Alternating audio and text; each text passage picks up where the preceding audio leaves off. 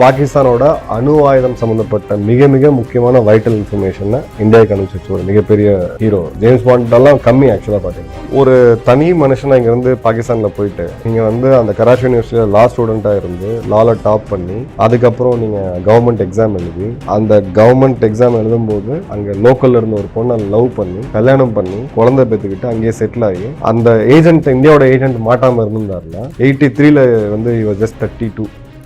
அவர் இன்னும் ராணுவத்தோட ஒரு மிக உயரிய பதவியில் போகிறதுக்கான வாய்ப்புகள் இருந்துச்சு பாகிஸ்தான் ராணுவத்துக்கு தெரியறதுக்கான வாய்ப்பே கிடையாது. ஸோ அன்னைக்கு பாகிஸ்தானோட அணு ஆயுதம் சம்பந்தப்பட்ட மிக மிக முக்கியமான வைட்டல் இன்ஃபர்மேஷனை இந்தியாவுக்கு அனுப்பிச்சு ஒரு மிகப்பெரிய ஹீரோ ஜேம்ஸ் பாண்டெல்லாம் கம்மி ஆக்சுவலாக பார்த்தீங்கன்னா ரவீந்தர் கௌஷிக்னு ஒருத்தர் இருந்தார் 1952 பார்ன் ராஜஸ்தானில். அவரோட ஸ்டோரியை பற்றி கூட என்னோட ஓன் இதில் நான் பற்றி எழுதியிருந்தேன். அதை பற்றி அவரை வந்து ஒரு இஸ் அ தியேட்டர் ஆர்டிஸ்ட், ஒரு நல்ல நடிகர், நல்ல கலைஞர், ஒரு அப்கமிங் இது நல்லா ஸ்மார்ட்டாக இருப்பார் ஆள் பார்க்கறதுக்கு.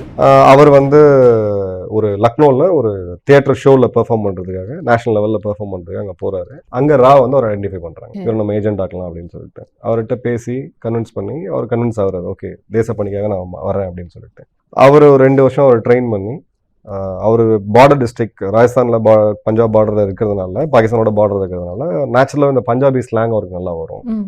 பார்க்கறதுக்கும் வந்து ஒரு நியூட்ரலான ஒரு ஃபேஸ் இருக்கும். அவரை இன்னும் ஃபர்தராக ட்ரெயின் பண்ணி அந்த பாகிஸ்தானோட உணவு பழக்க வழக்கங்கள், கலாச்சாரம்னா என்ன, இஸ்லாம்னா என்னன்ற எல்லாத்தையும் இது பண்ணிட்டு அவர் ஒரு இஸ்லாமிய பேரில் அங்கே போகிறார். அவர் அங்கே ஒரு இடத்துல போய் செட்டில் ஆகிறார் கராச்சியில். அங்கே லா காலேஜ் படிக்கிறாரு. லாவில் வந்து எக்ஸாமில் நல்லா டாப் பண்ணி அதுக்கப்புறம் வந்து கவர்மெண்ட் எக்ஸாம் எழுதுறாரு அவங்க ஆர்மியில் ஜாயின் பண்ணுறதுக்கு. அவங்க ஆர்மிலையும் ஜாயின் பண்ணுறாரு 1975 to 83. அவர் வந்து அவங்க பாகிஸ்தான் ராணுவத்தில் ஒரு மேஜராக இருக்காரு பாகிஸ்தான்ல. ஓகே.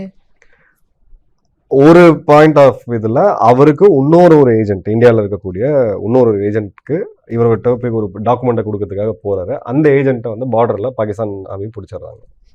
பிடிக்கும் போது இவர் யாருன்னு தெரிஞ்சது. அவர் எல்லாத்தையும் சொல்லிடுறாரு. டார்ச்சர் தாங்க முடியாம இந்த மாதிரி உங்களோட மேஜர், அவரோட பேர் மறந்துட்டேன், ஒரு இஸ்லாமிய பேர்ல வச்சுட்டு இருந்தாரு. அவர் வந்து உங்களோட ஆள் கிடையாது, அவர் இந்தியாவோட ஏஜென்ட். உண்மையான பேர் வந்து ரவீந்தர் கௌஷிக் அப்படின்ட்டு. அப்புறம் அவர் அரெஸ்ட் பண்ணுறாங்க, தூக்கு தண்டனை கொடுக்குறாங்க. அப்புறம் அது கேஸ் ரொம்ப தூரம் போகுது. ஒரு 16 வருஷம் படாத பாடுபட்டு ரொம்ப கொடுமையான நம்ம வார்த்தையால விவரிக்க முடியாத டார்ச்சர் அனுபவிச்சு 2001 அவர் இருந்தார். ஸோ 75 to 83 பாகிஸ்தானோட இராணுவ தலைமையகத்தில் ஒரு மேஜராக இருக்கக்கூடிய அதிகாரி வந்து ரா ஏஜென்ட்ன்றதை டீக்ளாசிஃபை பண்ணியிருப்பாங்க. இதுதான் ரா. இந்த லெவல் ஆஃப் இன்ஃபில்ட்ரேஷன் தான் வந்து ரா. நீங்க சொல்லும் போது அது பிரமிப்பாவும் இருக்கு, படங்கள்ல பாக்குற மாதிரியே தான் இருக்கு. இதுல இன்னொரு விஷயம் என்ன அப்படின்னா, நீங்க சொன்னீங்க ஒரு தியேட்டர் ஆர்டிஸ்ட் ரா வந்து பார்த்தாங்க, அவரை பிக் பண்ணாங்க அப்படின்னு. அந்த மாதிரியும் வாய்ப்புகள் வரதுக்கு இருக்கா? அந்த மாதிரி இந்த ஆஃபீஸர்ஸ் வந்து ஏஜென்ட்ஸ் பிக் பண்ணுவாங்க. ஓகே.